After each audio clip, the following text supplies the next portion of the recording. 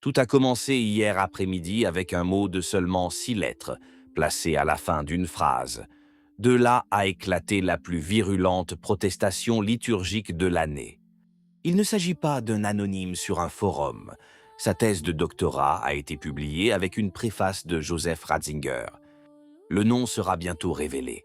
Il est d'abord judicieux de comprendre ce qu'il a lu, car le commentaire ne concerne pas un seul paragraphe, ni même une phrase entière. Il s'agit d'un seul mot, 6 lettres, à la fin d'une période qui conclut 8 semaines de catéchèse papale sur la liturgie. L'événement a eu lieu hier matin à la basilique Saint-Pierre. Léon XIV a donné la dernière catéchèse de la série sur la constitution conciliaire consacrée à la liturgie. Le titre sur le site web du Saint-Siège est « Les raisons de la réforme liturgique ». Le pape explique pourquoi les pères conciliaires ont souhaité réformer les rites. Le document commence par une lettre, la 3e lettre du concile que le cardinal Montini, alors archevêque de Milan, a adressée à ses fidèles le 28 octobre 1962. Montini a écrit que la liturgie est une expression sincère du divin et de l'humain, qu'elle est langage, à la fois véhicule de l'enseignement divin et voix en dialogue avec Dieu. Et il a ajouté la phrase citée par le pape. Les fidèles ne peuvent et ne doivent plus rester silencieux et passifs, car leur présence physique n'est pas compatible avec une absence spirituelle.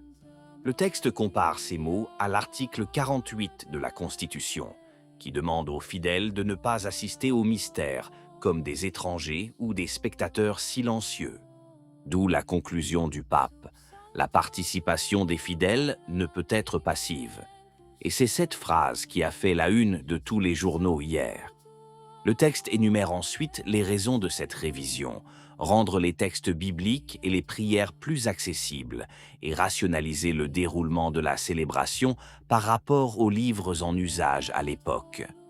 Et cela s'inscrit dans des précédents, le Divini Cultus de Pie XI, la réorganisation de la Semaine Sainte souhaitée par Pie XI, les rubriques simplifiées par Jean XXIII en 1960.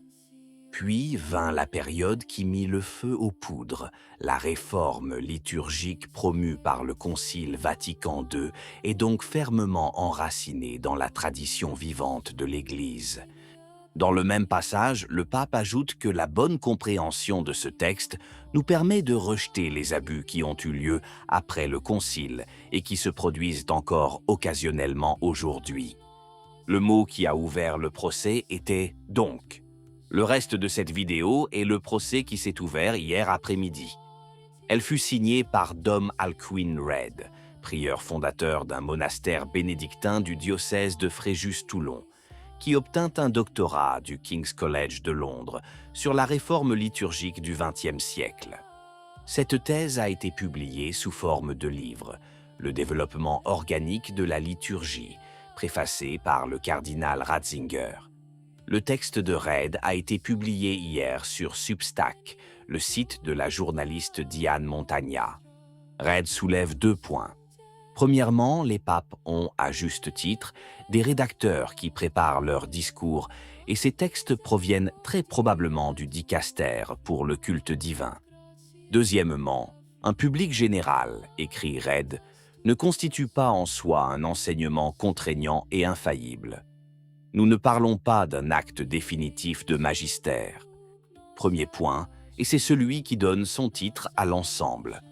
Selon Reid, ce « donc » implique une déduction, et cette déduction ne découle pas des éléments présentés dans le texte.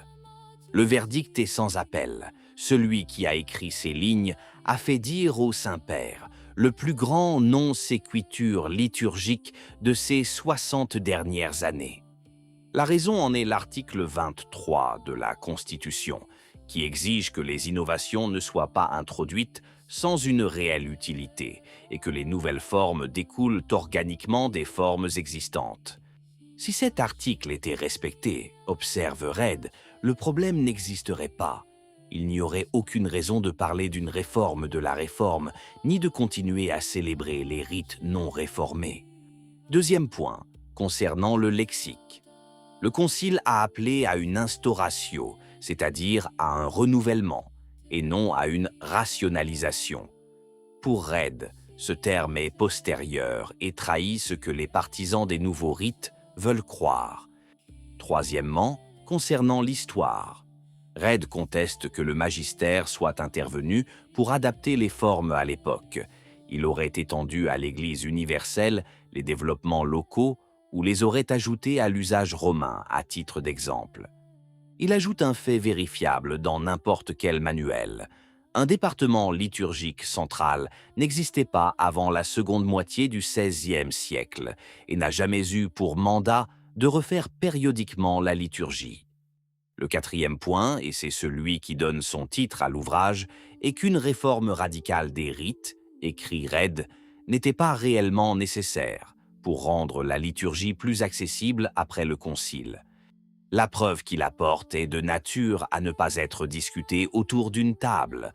La participation pleine, consciente, effective et extraordinairement fructueuse que l'on observe aujourd'hui dans les rites non réformés. Cinquième point concernant la citation de Montigny. Pour Redd, c'est regrettable, car la liturgie façonne le chrétien mais n'est pas principalement didactique ou catéchétique. C'est une activité cultuelle, une adoration. Il faut dire que Redd reconnaît le mérite du texte sur ce point.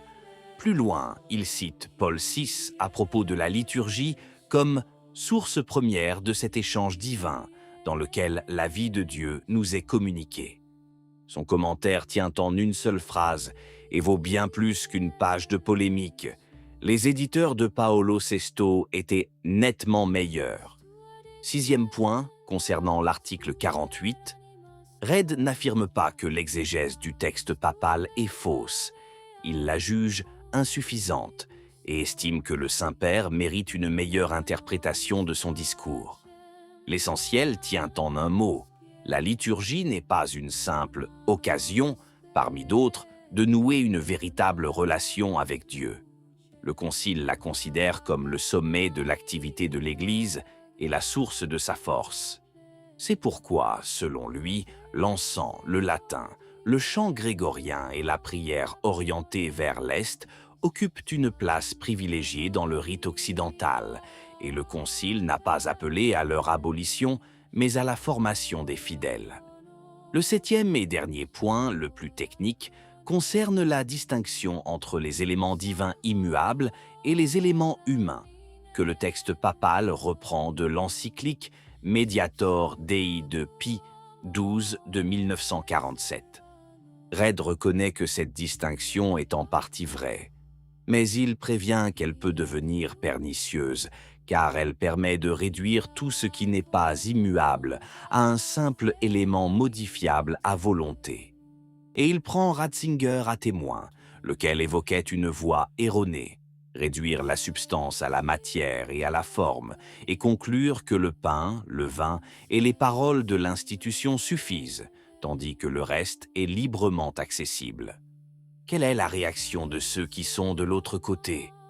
Tout d'abord, un fait qu'aucun des gros titres d'hier n'a rapporté. Tout au long de la catéchèse, le pape ne mentionne ni l'ancien rite, ni la fraternité. Le premier argument est que le pape n'a rien inventé. Il cite l'article 21 mot pour mot et la distinction entre immuable et humain vient de Pie XII et non d'un théologien moderne. Deuxièmement, dans ce même texte, le pape rejette explicitement les abus post-conciliaires, ce dont se plaignent précisément les critiques de la Réforme depuis des décennies. Le troisième point est concédé par Redd lui-même. Les catéchèses des derniers mois, écrit-il, ont été pour la plupart une catéchèse liturgique raisonnable, qui a parfois formulé de bonnes observations. Redd ne conclut pas par un verdict, et les articles d'hier ont justement omis ce point. Il conclut en affirmant que le pape n'a ni l'intention ni le désir d'attaquer qui que ce soit. Il écrit que les appels constants du pape à l'unité et à l'inclusion transcende ce genre de politique et demande que l'on continue de prier pour lui. Et il donne le dernier mot à Benoît XVI. Ouvrons généreusement nos cœurs et laissons place à tout ce que la foi elle-même permet. Sa politique, ajoute-t-il, a instauré la paix liturgique. Dans 50 ans, quand on écrira l'histoire de ce différend, il ne restera rien d'hier, si ce n'est cet échange de mots un mercredi de fin août. Une question qui a imprégné tout le XXe siècle et qu'aucun public général ne peut résoudre d'un simple trait de plume demeure. Jusqu'à quel point un rite peut-il changer avant de devenir un autre rite? Les controverses liturgiques ne se mesurent pas en jours. La réorganisation de la Semaine sainte par Pie XII fait encore débat aujourd'hui, 70 ans plus tard, et personne ne la considérait comme définitive le jour de sa publication. Qu'en pensez-vous? Si la vidéo vous a plu, laissez un commentaire. Amen. Que Dieu vous bénisse.